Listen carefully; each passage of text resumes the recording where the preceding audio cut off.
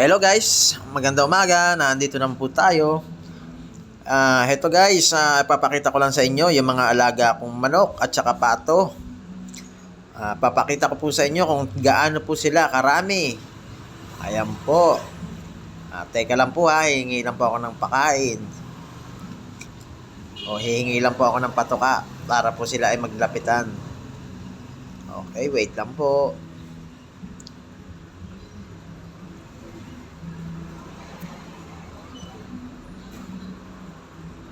Okay, yan na po, hinagisan ko na po. Ayan na po, nagdadatingan na po sila. Napakarami nila. Ayan na po. Napakaraming manok at saka ang pato.